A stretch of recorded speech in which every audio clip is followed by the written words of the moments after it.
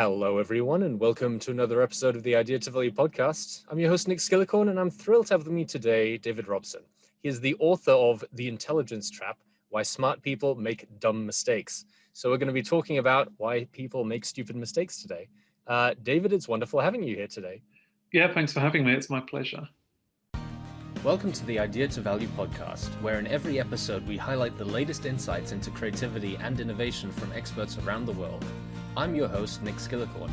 I care about the evidence behind what makes ideas happen, and I've already helped thousands of people just like you through my unique insights into recent scientific findings of how creativity works. I also show you how to turbocharge innovation programs so they finally deliver on the value and ideas you've been struggling to execute. Get your free training on how creativity can be improved by registering now at www.ideatovalue.com. Now let's get on with today's episode.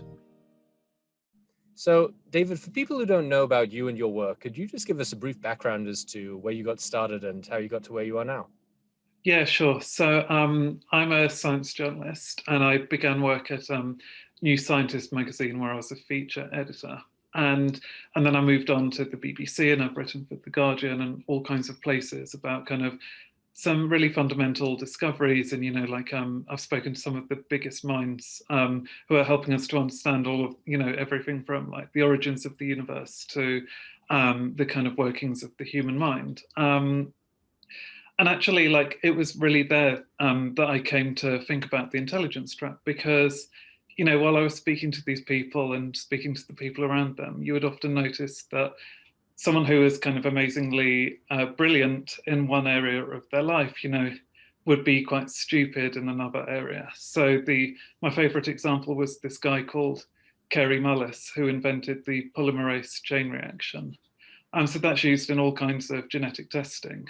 It's really fundamental to kind of biological research and to medicine. It's like you can't actually question the importance of that. It's now what we use for the COVID tests. It's kind of fundamental. But Kary Mullis was like a crazy guy. So he was an AIDS denialist. He almost certainly would have been a COVID denialist today. Like, I'm certain of that. He died a couple of years ago. But he denied climate change. He denied that aerosols could cause the destruction of the ozone layer. But he seemed to have a complete inability to kind of weigh up evidence and come to like a rational conclusion. And so I was just really fascinated by kind of, why would this be? I mean, he wasn't the only person who did this, but what was it when you would think that intelligence should make you a more rational, a wiser kind of person? Like, how could he be so brilliant in one area but so kind of stupid in another? And what exactly is the intelligence trap? If we're going to go into the book a little bit, it's people would assume that the more intelligent you are, the better it is for your everyday life and your ability to solve problems. But what's the sort of the main types of insights that you took out of your research? Yeah, so I mean, that was kind of after reading and kind of talking to people like Kary Mullis. It was really, I dug into the psychological literature, and there's this idea of kind of general intelligence, which is what we kind of measure with the IQ test. And the idea there was that you have this kind of underlying brain power that just helps all kinds of problem solving and creativity, everything. And like, if you take that completely literally, then someone like Kary Mullis just doesn't really make sense, because it's like that same underlying brain power should have made him more rational, but it didn't. So I kind of see intelligence as being like the engine of a car, and it can kind of get you places really quickly, but you need kinds of checks and balances, the things like the steering wheel or the brakes or good suspension, to make sure that you drive that car safely. And similarly with intelligence and with thinking, you need ways of kind of assuring that you're applying your intelligence in the correct and wise way. Otherwise, your intelligence can actually make you kind of more wrong. It can drive you off a proverbial cliff, which is what I think we saw with someone like Kary Mullis, that he was applying his intelligence to justify these kind of strange beliefs, rather than actually to just kind of look at the evidence and to kind of recognize when he had made mistakes in his judgment. So that's what I think the intelligence trap is. It's when you're not applying your intelligence in the correct way, and it's actually amplifying your errors. So it's not about the more intelligent you are, the more you're likely to suffer from some sort of traps that trap you in a way of thinking, like a cognitive bias, or what exactly is what's the core theorem behind the intelligence trap? Right, yeah. So, I mean, I would say, like, it's perfectly possible if you lack these checks and balances, that actually higher intelligence is going to kind of make you kind of perform worse in lots of different ways. But if you have those checks and balances, then your intelligence is only going to work to your advantage. And I identified kind of 4 reasons for that. One was this thing called dysrationalia and kind of cognitive miserliness. And the idea there is just that you might have the kind of raw brain power that you could apply when you think you need to, like in an exam. But actually in everyday life, we're just very intuitive thinkers. So we don't kind of spend our cognitive resources. That's why it's miserliness, because you're just not actually using it that much. You're kind of lazy. And I think you see that in fake news all the time, where you'd see someone, who you think is too smart to be sharing this kind of crazy news story has done, because they're just not thinking about it very carefully or kind of questioning why it might not be right. But I think the second one for me is the most fundamental, and that's this process called motivated reasoning. And that's very much what you see with someone like Kerry Mullis, or what you'd also see in someone like Arthur Conan Doyle. So, he was a doctor, and he wrote all these amazing Sherlock Holmes stories, but he also believed in spiritualism and, the existence of fairies. And what I think you see with him and with Mullis is this kind of one-sided application of their intelligence. So they've got a belief, they feel very strongly emotionally about that, and then they actually use their intelligence to kind of come up with the rationalizations for those beliefs. And they use their intelligence to demolish what actually is perfectly good evidence, but they can kind of create all of these kind of loopholes that suggest that it's actually not true. Sounds like the ultimate form of confirmation bias. That's it. So I think confirmation bias, in a way, is kind of a form of motivated reasoning. But what is so interesting about motivated reasoning is that you actually see that the more knowledgeable someone is, the more intelligent they are, the kind of more susceptible they are to that motivated reasoning. So the famous example is when you look at beliefs about climate change in the US, that amongst Democrats, where like climate change is kind of quite well accepted across the board, the more scientifically literate you are, the more you kind of endorse the scientific consensus about climate change. But the total opposite is true with Republicans. So the more scientifically literate a Republican is, the less likely they are to endorse the consensus on climate change. And they're kind of using their knowledge there to constantly question what the scientific studies show. Now, the point here is that these people aren't the true experts. They're people who are quite smart and know quite a bit. And then they're using that knowledge to kind of, to demolish all the arguments that would contradict their point of view. So you've mentioned 2 factors there. Did you say in the book you found 4 in total? What are the others? That's right. So another one is related to motivated reasoning, and that's earned dogmatism. And so we've all heard about the Dunning Kruger effect, which is like how, let's assume that not everyone's heard of it. Right. So what is the Dunning Kruger effect? So that's this idea that kind of total novices kind of overestimate their abilities. And that's been shown in lots of studies. But with earned dogmatism, what you find is that people who are experts or feel like they have the credentials to be experts then kind of overreach. So they kind of just assume that they know everything there is to know on a subject and that they don't have to update their knowledge.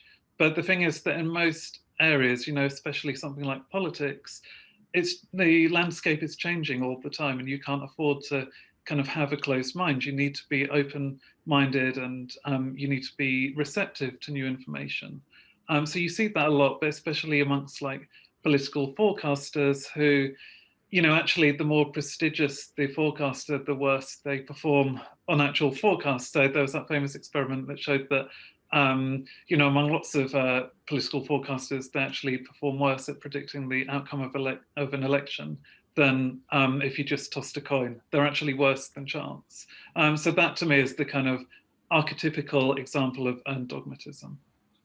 And what's the final one then? So that's the curse of expertise. And, you know, that's not so much related to someone's raw intelligence, but it's kind of when you've built up a lot of experience in an area, and your thinking becomes very kind of automatic. You act on autopilot, which is great. You know, you can make decisions really quickly without kind of going through every step one at a time. You know, it's how kind of a doctor can often make a diagnosis within a minute of seeing a patient. The problem is that thinking, you know, it might be accurate 90% of the time, but then for 10% of the time, you actually do need to, you kind of miss some important clues.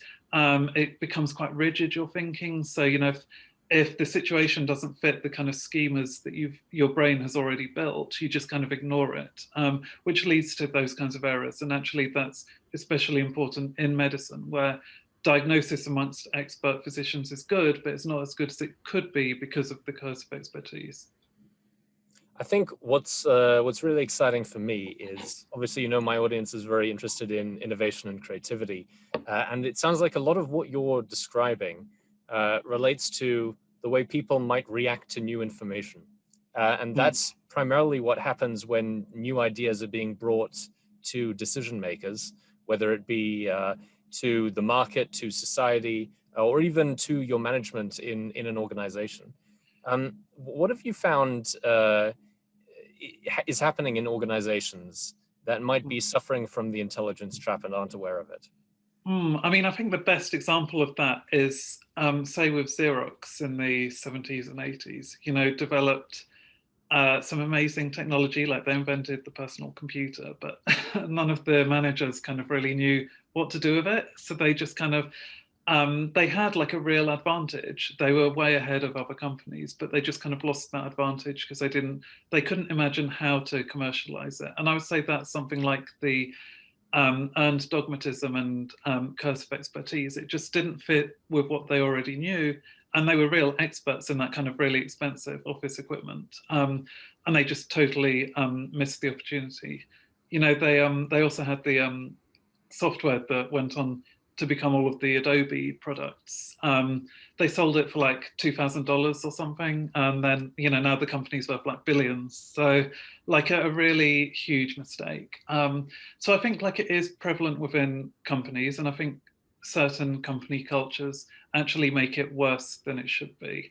So companies that kind of clamp down on dissent, you know, are often the much more susceptible to these kinds of problems. And that could almost be framed in like a positive way. So it could be framed as like, I don't want problems, only solutions. You know, they don't want negativity, they only want positive kind of messaging. But actually, like to avoid the intelligence trap, you have to be self-critical, and that's true for the individual, and it's also true for an organization.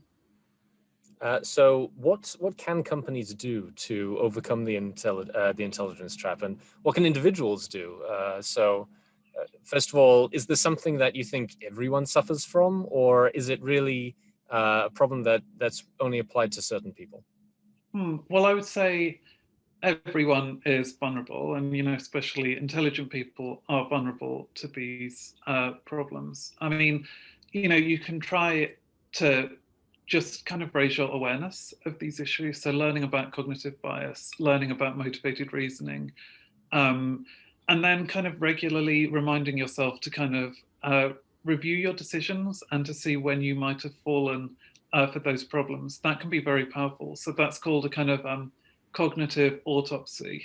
And, you know, I personally would maybe try to kind of book, you know, like just set aside like half an hour a week, even just to think about what important decisions you've made when they didn't turn out the way you wanted and why that might be. And that's something that doctors actually are now applying more regularly, you know, in regular kind of postmortems of where they just look at kind of where they might have made a misdiagnosis and how they could have improved.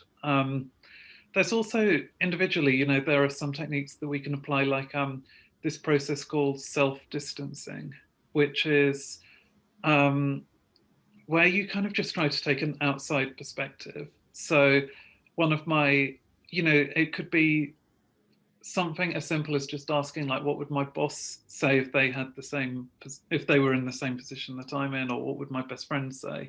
Or it could even just be talking to yourself in the third person. So I personally might start talking, saying like, oh, well, David, you're in this situation, and David, you feel this way, but like, how will you get out of it? And that sounds like, it makes you sound a bit kind of almost kind of Trumpian, and like self-aggrandizing to be talking to yourself as a separate entity. But what's powerful about that is that it does create this kind of slight distance from the problem at hand. So when your emotions are kind of pulling your decision making in one direction, it actually helps you to disengage from that a little bit, and that in turn has been shown to be hugely effective at reducing cognitive bias, reducing motivated reasoning, and just helping people to make more balanced decisions that are based on kind of objective evidence rather than what they would like to be true.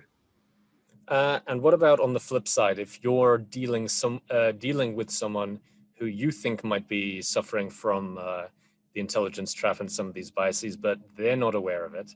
Is there any way that sort of teams can be more effective, or especially if you're working with a manager, to deal with those situations? Yeah, I mean, there definitely are. I think if you're the manager, him or herself, then actually you can just try to set up some norms within your team. So I would say, actually demonstrating humility yourself and kind of just openly acknowledging when you've made a mistake or what you don't know, and kind of asking the questions to kind of fill in the gaps in your knowledge.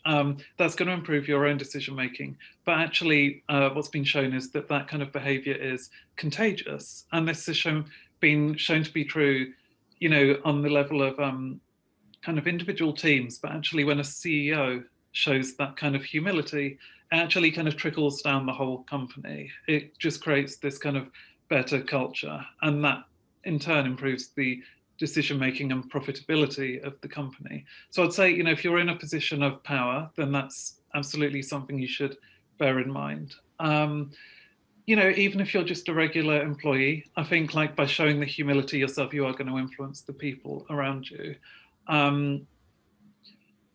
Yeah, I mean, I would say that's the main thing that I would suggest doing.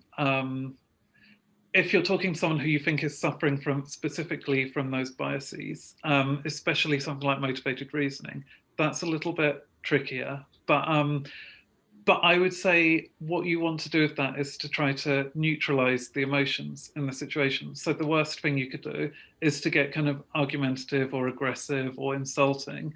I can imagine it sounds like the types of reasoning that they're using to justify their own beliefs, if those get attacked, even if it's through facts, then people might just get more defensive and double down and find more reasons why they're right. So, right, that's totally, and partly that's because they're kind of protecting their identity. They think like, I'm a smart person and I care about this, and they're using their reasoning to kind of protect all of that. But one thing that has been shown to be useful is to kind of try to appeal to a different identity. So, like as individuals, we kind of have lots of different identities, not in a kind of multiple personality kind of way, but just like, you might be simultaneously like a son, a father, a scientist, a journalist, a tennis player, like all of these things. And so you could try to appeal to a different identity that might be more likely to consider this issue a little bit more rationally. So the example I use in some of my journalism is that, say you're talking to someone who's, for whatever political kind of reasons, their identity is very much founded on the fact that they that they don't believe in climate change, that is fundamental to their political identity. Or that it, because the wider group of their politics believes in that, they also need to represent that. Yeah, that's exactly it. So, arguing with politics isn't necessarily going to be that useful. There are some ways that you could maybe try to reason with them. Since we seem to see that climate change denialism is related to kind of free market capitalism, you can actually just try to disengage the two a little bit and say, well, actually, renewable energy could be an amazing source of innovation and could create some amazing business opportunities. It doesn't have to contradict the broader political worldview. Actually, it's the science is disconnected from all of these other things that you believe and could be totally rational to believe. So that's one way. But I think more broadly, it's well, if just move the discussion away from kind of politics altogether and say, well, maybe you're a science teacher or something, and maybe as a teacher, it's really important for you to be able to consider different points of views objectively and to weigh up the evidence more objectively. And by appealing to that identity, you might just open their mind a little bit more, because now they can work to protect their identity as a teacher, as a rational thinker, rather than as a Republican, for instance. Okay. Interesting. David, it's been absolutely wonderful speaking with you. I found it really insightful. If people want to find out more about your work, your insights, your book, what's the best place they can go to find out more? So you could follow me on Twitter, D_A_Robson. Or you could go to my website, www.davidrobson.me. Perfect. I'll make sure to get those links down in the description below. David, it's been wonderful speaking with you, and I look forward to speaking again with you soon. Thanks. Yeah, my pleasure. Thank you so much for listening. If you liked it, please like, share, and subscribe, and leave me a comment about what you thought and what you'd like to see more about. If you want to take your creativity and innovation capabilities to the next level, then invest in yourself with the premium training only available at ideatovalue.com. These exclusive training modules have all been put together by me, Nick Skillicorn, and have been used by thousands of artists, innovation leaders, and CEOs to become better at understanding the source of their creativity and executing on their innovation ambitions. And there is no risk to you, as they're backed by our money-back guarantee. Now, don't forget to go out there and make your ideas a reality. See you again soon.